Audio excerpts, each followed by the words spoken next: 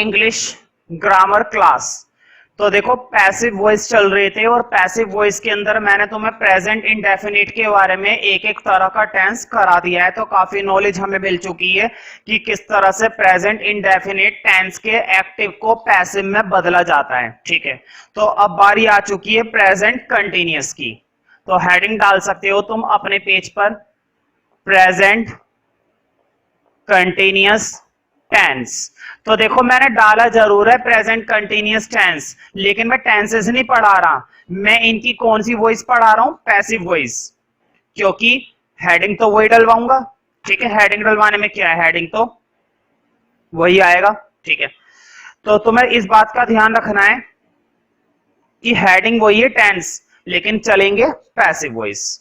तो सबसे बड़ी बात है रूल। ठीक है, तो देखो बहुत ही सिंपल सा रूल है यहाँ पर, क्योंकि कंटिन्यूअस है तो रूल लिखो, तीन तीन तो हेल्पिंग वर्ब होती है, इज, एम या फिर आर।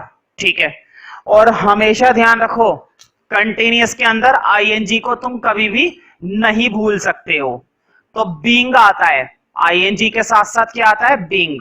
और पैसिव वॉइस की एक सबसे बड़ी खासियत जो मैंने बताई थी, वर्ब की कौन सी फॉर्म आती है, दुनिया में ऐसा कोई सा पैसिव टेंस नहीं बना जिसमें वर्ब की थर्ड फॉर्म ना आए, हमेशा वर्ब की थर्ड फॉर्म आएगी, हमेशा वर्ब की थर्ड फॉर्म तो आएगी ही आएगी, और उसके बाद लगेगा बाय, है ना। तो मैंने बताया था बाय कंपलसरी नहीं होता, बहुत से टेंस ऐसे होते हैं जिसमें बाय नहीं आता, लेकिन वो फिर भी पैसिव वॉइस होता है। ठीक है, वर्ब की थर्ड फॉर्म गारंटीड है। अगर तुम 1000 पैसिव वॉइस पढ़ रहे हो तो 1000 के अंदर वर्ब की कौन सी फॉर्म आएगी, थर्ड फॉर्म। अगर 1,00,000 पैसिव वॉइस पढ़ रहे हो तो 1,00,000 पैसिव वॉइस के अंदर वर्ब की कौन सी फॉर्म आएगी, थर्ड फॉर्म आएगी। मतलब थर्ड फॉर्म से तो तुम कभी बच ही नहीं सकते। हाँ, लेकिन बाय आएगा या नहीं आएगा इसकी कोई गारंटी नहीं है ना, बिना बाय के भी पैसिव वॉइस होते हैं। ठीक है, तो इतना सा रूल है इसका, स्टार्ट करते हैं। बहुत ही सिंपल सा खेल है। लिखो पहला tense, he is playing football. तो पहला काम होता है टेंस को पहचानना कि वो कौन सा है। मुझे बताओ, इज एमआर लगा हुआ है और साथ में क्या लगा हुआ है, आईएनजी। इस वाले टेंस के अंदर इज एम आर के साथ क्या लगा हुआ है, आईएनजी लगा हुआ है। इसका मतलब ये हमारा कौन सा टेंस हो गया, प्रेजेंट कंटिन्यूअस टेंस हो गया। इसलिए मैं बच्चों को पहले से ही क्या पढ़ा देता हूं, टेंसेस पढ़ा देता हूं, क्योंकि अगर बच्चों को टेंस की नॉलेज नहीं है तो वो कहां से पैसिव बनाएंगे। अगर उन्हें ये नहीं पता चल पा रहा कि ये प्रेजेंट का है, पास्ट का है या फ्यूचर का है, तो वो कहां से कर पाएंगे इस चीज को, है ना। तो इसलिए जरूरी है कि उनको इस चीज के बारे में नॉलेज हो कि ये कौन सा टेंस है, प्रेजेंट का टेंस है, पास्ट का टेंस है, या फ्यूचर का टेंस है ना। तो देखो इसके साथ क्या लगा हुआ है, आईएनजी, जो कि प्रेजेंट की खासियत होती है ना। तो स्टार्ट करते हैं भाई। मैंने बताया था सबसे पहले आता है ऑब्जेक्ट। देखो मेन वर्ब है प्ले, और प्ले के बाद जो भी बचता है वो होता है ऑब्जेक्ट। तो ये है हमारा ऑब्जेक्ट जो कि आएगा स्टार्टिंग में। तो देखो स्टार्टिंग में तो आ गया फुटबॉल। कौन सी बॉल, फुटबॉल। ठीक है, तो फुटबॉल तो आ गया स्टार्टिंग में। अब मुझे बताओ, फुटबॉल तो तुम्हारा बन चुका है सब्जेक्ट, जो ऑब्जेक्ट था वो क्या बन गया, सब्जेक्ट बन गया। अब बताओ फुटबॉल के साथ इज लगाओगे, एम लगाओगे या आर लगाओगे। देखो आर आता है प्लूरल के साथ, और फुटबॉल यहां पर एक ही है, ठीक है, गेम है। एम आता है आई के साथ, तो फुटबॉल के साथ क्या आएगा, इज आएगा, है ना। तो देखो फुटबॉल इज, अब बीइंग आएगा, रूल में देखो बीइंग, फुटबॉल इज बीइंग। अब आएगी वर्ब की थर्ड फॉर्म। बताओ प्ले की थर्ड फॉर्म क्या होती है, प्लेड। प्ले, प्ले का मतलब खेलना, प्ले की थर्ड फॉर्म क्या होती है, प्लेड। तो ईडी लग जाएगा, बस सिर्फ क्या लग जाएगा, ED. Football is being played, played. और किसके द्वारा खेली जाती है, ही। मुझे बताओ ही एंड में आएगा ना, और बताओ बाय आएगा, और ही किस में चेंज होकर आएगा, ही किस में बदलता है, हिम में। अगर तुमने वो 6-7 रूल याद कर लिए तो अच्छी बात है, और अगर नहीं याद करें तो उन्हें याद कर लो, क्योंकि उनके बिना पैसिव वॉइस के अंदर गुजारा नहीं है, नहीं गुजारा, क्या करे। जैसे बिना पैसे का इंसान का गुजारा नहीं चलता, बिल्कुल उसी तरह से बिना रूल के पैसिव वॉइस में गुजारा नहीं चलता। ठीक है,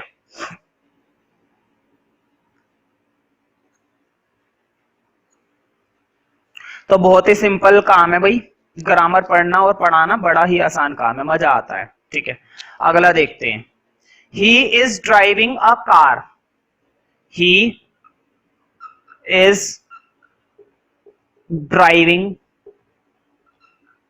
और क्या चला रहा है वो, कार चला रहा है। He is driving a car, भाई क्या करें अमीर लोग, हम तो साइकिल तक नहीं चला पाते हैं भाई, है ना, हम तो खुद नहीं चल पाते, साइकिल क्या खाक चलाएंगे, गिर जाते हैं नाले में कई बार। तो देखो मुझे बताओ, इसके साथ फिर से क्या आ गया, आईएनजी, इसका मतलब ये कौन सा टेंस हो गया, प्रेजेंट कंटीन्यूअस। जब भी इज के साथ आईएनजी आता है तो कौन सा टेंस बन जाता है, प्रेजेंट कंटीन्यूअस टेंस बन जाता है। एक बात ध्यान रखना, ये जो मैं अभी सिखा रहा हूं तुम लोगों को बेसिक टेंस ही है, पेपर में इस तरह से नहीं आते हैं एक्टिव से पैसिव बनाने, पेपर में आते हैं फिलअप टाइप। मैं पहले बता देता हूं ये बात, कभी तुम सोचो मैं ये क्या पढ़ाए चला जा रहा हूं, इस तरह से बनाने को एग्जाम में नहीं आता है, एग्जाम में आते हैं फिलअप टाइप। लेकिन वो फिलअप टाइप तभी समझ में आएंगे जब तुम्हें ये बेसिक आएंगे। ठीक है, पहले बेसिक फिर हाई लेवल, ना कि पहले हाई लेवल फिर बेसिक, समझ रहे हो ना। तो पहले ये बेसिक हो जाएंगे सारे, उसके बाद हम फिलअप वाले करेंगे, पेपर में आजकल फिलअप वाले आते हैं। ठीक है, अब मुझे बताओ ऑब्जेक्ट क्या है, मैंने बताया था मेन वर्ब के बाद जितना भी बचता है, मेन वर्ब के बाद जितना भी बचता है वो सारा का सारा हमारा क्या कहलाता है, ऑब्जेक्ट। वो सारा का सारा बचा हुआ हिस्सा हमारा क्या कहलाता है, ऑब्जेक्ट कहलाता है। मतलब कि अकार हमारा क्या है, ऑब्जेक्ट है। तो लिखो फिर स्टार्टिंग में इसको, एक कार। अब बताओ अकार के साथ क्या लगाओगे, इज, एम या आर। एक कार है ना, और एक के साथ आता है इज, तो देखो अ कार इज बीइंग, है ना, अ कार इज बीइंग। अब मुझे बताओ काम क्या हो रहा है, चलाना, ड्राइव करना, काम क्या हो रहा है, ड्राइव करना। और ड्राइव की थर्ड फॉर्म होती है ड्रिवन, कुछ लोग इसको ड्राइवन पढ़ते हैं, ड्राइव वन, ठीक है, लेकिन मैं पढ़ता हूं ड्रिवन, और इसकी सही प्रोनाउंसिएशन भी ड्रिवन ही है। A car is being driven by, और कौन चला रहा था कार, वह चला रहा था ही। बताओ ही किस में आएगा चेंज होकर, ही चेंज हो जाएगा हिम में, ही की दुनिया किस में बदल गई, हिम में बदल गई। ठीक है, तो बहुत ही बढ़िया बढ़िया टेंस है भाई, मजाक की भी हद होती है, इतने आसान टेंस है, ये भी कोई बात है, बताओ अब क्या हम इतना आसान टेंस करेंगे इस उम्र में।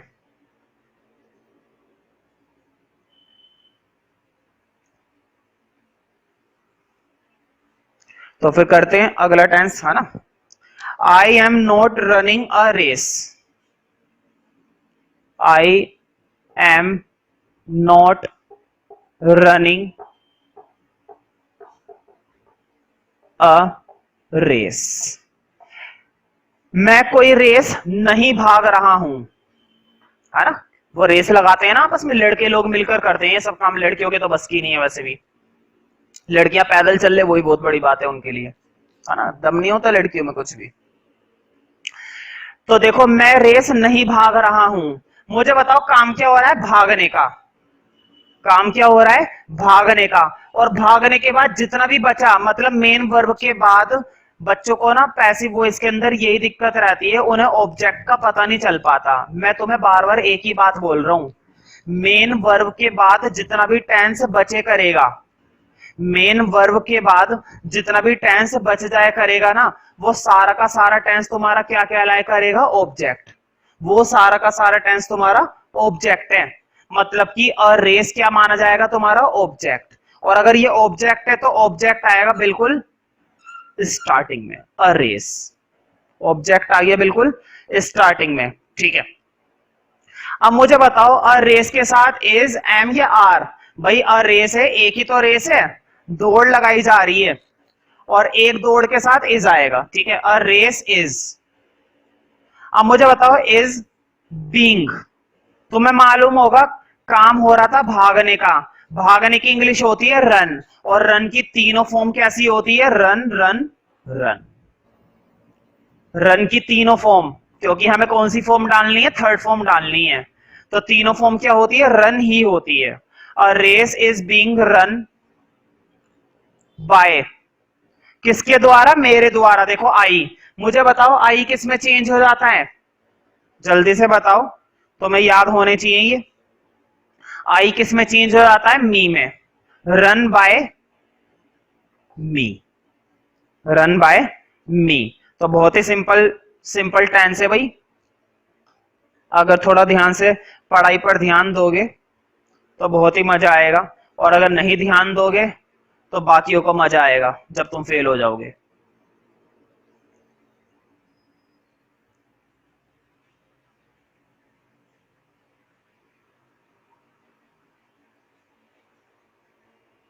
अगला टेंस देखते हैं। The peon is opening the gate, भाई पियोन है भाई, ये करेगा और क्या करेगा? द पियोन, पियोन समझते हो ना, चपरासी जो घंटी बजाता है ना, गेट वेट खोलने का भी काम कर लेता है कभी कभार। The peon is opening, the peon is opening the gate, peon क्या कर रहा है? गेट खोल रहा है। सॉरी, क्वेश्चन मार्क नहीं आएगा, सिर्फ फुल स्टॉप आएगा। मुझे बताओ काम क्या हो रहा है? खोलने का। ओपनिंग मतलब खोलना, काम हो रहा था खोलने का, और क्या खोल रहा है वो? गेट खोल रहा है। तो मैंने बताया था जो भी काम होता है उसके बाद जितना भी टेंस बचेगा वो सारा का सारा क्या होता है? ऑब्जेक्ट होता है। मतलब कि द गेट, द गेट हमारा क्या माना जाएगा? ऑब्जेक्ट। द गेट हमारा क्या माना जाएगा? ऑब्जेक्ट। और द गेट के साथ क्या लगेगा फिर? बताओ, द गेट, एक ही तो गेट है ना भाई, गेट खोलता है ना, इज आएगा। The gate is being, being तो हमेशा आएगा, रूल है हमारा बीइंग, ठीक है। अब बीइंग के बाद आएगी वर्ब की थर्ड फॉर्म। बताओ, खोलने की होती है इंग्लिश ओपन, और थर्ड फॉर्म होती है ओपन्ड, ईडी आ जाएगा। The gate is being opened by, और किसके द्वारा गेट खोला जा रहा है भाई? पियोन के द्वारा, है ना। देखो ये वाला हिस्सा आ जाता है स्टार्टिंग में, और ये वाला हिस्सा आता है एंड में। तो द पियोन की इंग्लिश बिल्कुल सेम टू सेम ऐसी उतरेगी। तो क्या आएगा? बाय द पियोन, है ना, चपरासी के द्वारा गेट खोला जाएगा। पहले क्या था? पहले ये है चपरासी गेट खोल रहा है, और अब क्या बना है? गेट चपरासी के द्वारा खोला जा रहा है। समझ रहे हो ना, के द्वारा। हिंदी में क्या आ गया? के द्वारा। तो इसका द्वारा मत छोड़ना।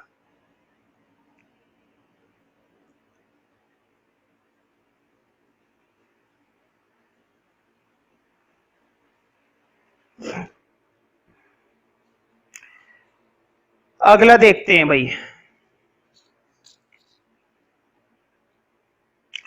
तो देखो इज, अब इंटेरोगेटिव दे रहा हूं। इज शी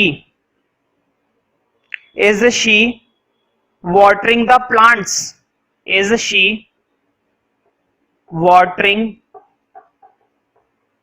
अभी बता दूंगा watering का क्या मतलब होता है, ठीक है, वैसे तो मैं मालूम होना चाहिए था। Is she watering the plants? watering का मतलब होता है पानी देना। अब मैं पहले इसकी हिंदी बता देता हूं। क्या वह पौधों को पानी दे रही है? क्वेश्चन मार्क, है ना, क्वेश्चन पूछा जा रहा है। क्या वह पौधों को पानी दे रही है? ठीक है, अब इसको बनाना है। मुझे बताओ, ये इंटेरोगेटिव है क्योंकि इसके अंदर हेल्पिंग वर्ब कैसे लगी हुई है? पहले लगी हुई है।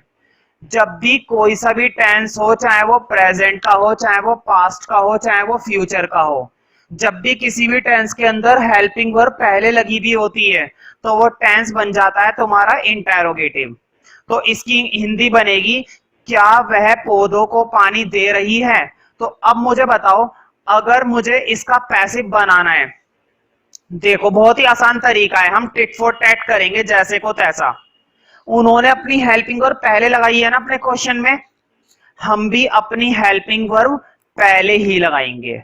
अब सोचना ये कि कौन सी आएगी, ये मत सोचना कि उन्होंने इज लगा रखी है तो हमारे पैसिव के अंदर भी इज ही आएगी, जरूरी नहीं है, आ भी सकती है और नहीं भी आ सकती है। अब हमें देखना है, मुझे बताओ ऑब्जेक्ट क्या है इसके अंदर। ऑब्जेक्ट ये है ना पौधे, द प्लांट्स। ऑब्जेक्ट क्या है, पौधे हैं। ये बात तो क्लियर हो रही है ना कि ऑब्जेक्ट क्या है, हमारे पास पौधे हैं। बताओ एक पौधा है कई सारे पौधे हैं, क्या लिखा हुआ है, द प्लांट्स लिखा हुआ है। और द प्लांट्स का मतलब है एक पौधा नहीं है, कई सारे पौधे होंगे उसके पास। और अगर कई सारे पौधे हैं तो बताओ इज लगाओगे या आर लगाओगे, आर लगाएंगे ना, लगा दो। देखो उन्होंने अपनी हेल्पिंग वर्ब पहले लगाई, मैं भी ठीक इसी के नीचे अपनी हेल्पिंग वर्ब पहले लगा रहा हूं, आर। समझ में आ गया ना। अब आगे का टेंस बिल्कुल नॉर्मल है, बिल्कुल नॉर्मल। बताओ आर के बाद सबसे पहले ऑब्जेक्ट स्टार्टिंग में आ जाता है ना, अब भी स्टार्टिंग में आएगा, आर द प्लांट्स, है ना। बस फर्क क्या हुआ, फर्क ये हुआ कि हमने हेल्पिंग वर्ब पहले लगा दी, और हमने पहले इसलिए लगाई है क्योंकि क्वेश्चन ने भी अपनी हेल्पिंग वर्ब पहले लगा रखी थी, हमने उसकी नकल करके खुद भी पहले लगा दी। ठीक है, आर द प्लांट्स, ठीक है, आर द प्लांट्स। अब देखो अगर उन्होंने हेल्पिंग वर्ब पहले लगाई, हमने भी लगा दी, उसके बाद नॉर्मल करा, जो ऑब्जेक्ट होता था पहले लिखते थे ना, अब भी पहले लिख दिया। अब बताओ बीइंग लगाएंगे, आर द प्लांट्स बीइंग। अब मुझे बताओ काम क्या हो रहा है, पानी देने का। काम क्या हो रहा है, पानी देने का। पानी देने की इंग्लिश थर्ड फॉर्म वो भी देखो, इसमें क्या लिखा हुआ है, वाटरिंग, लेकिन तुम्हें वाटरिंग नहीं लिखना, तुम्हें थर्ड फॉर्म लिखनी है।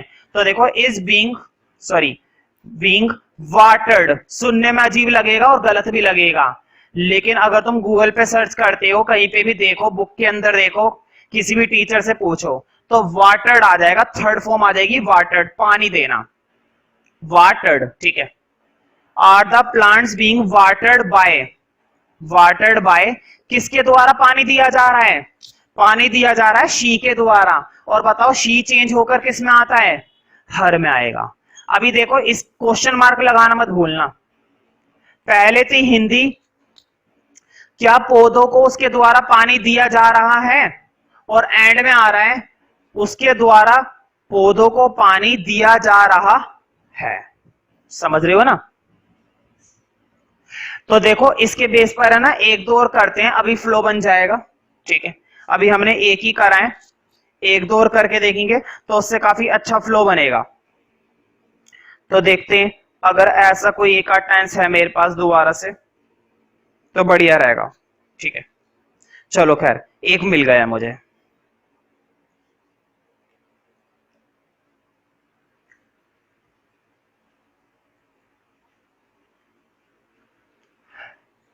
तो बहुत ही बढ़िया टेंस में देने वाला हूं, और सबसे बड़ी बात है कि वो टेंस अच्छा तो है ही, थोड़ा सा इजी भी है ना, तो अच्छे से समझ में आ पाएगा। Are you writing, are you writing a letter, are you writing a letter, क्या तुम लेटर लिख रहे हो, क्वेश्चन मार्क। फिर से मुझे बताओ, उन्होंने अपनी हेल्पिंग वर्ब पहले लगा रखी है, जब भी किसी भी टेंस में हेल्पिंग वर्ब पहले लगी भी होती है तो वो टेंस होता है इंटेरोगेटिव। वो कौन सा टेंस होता है, इंटेरोगेटिव टेंस होता है। और अगर वो हेल्पिंग वर्ब पहले लगाते हैं तो मजबूर होकर हमें भी अपनी हेल्पिंग वर्ब पहले लगानी पड़ती है। तो देखो मुझे बताओ, सोच समझ कर लगानी है, ये नहीं कि उन्होंने आर लगाया तो हम भी आर लगाएंगे। बस मुझे इतना बताओ, काम हो रहा है लिखने का, और लिखने के बाद जो भी होता है वो सारा का सारा क्या कहलाता है, ऑब्जेक्ट। अब मुझे बताओ अ लेटर के साथ इज लगाओगे या आर लगाओगे, क्योंकि एम तो आएगा नहीं, एम तो सिर्फ आई के साथ आता है।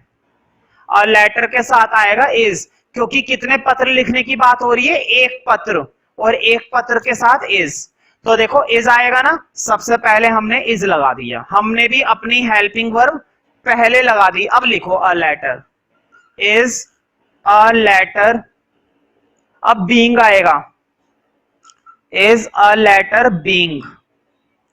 अब मुझे बताओ काम हो रहा था लिखने का, और लिखने की इंग्लिश है राइट, लेकिन मैं लगाऊंगा third form written. Is a letter being written, क्योंकि थर्ड फॉर्म रिटन होती है। रिटन बाय, किसके द्वारा लिखा जाता है लेटर, लेटर लिखा जा रहा है यू, और तुम्हें मालूम है यू चेंज नहीं होता, यू का क्या रहता है, यू ही रहता है।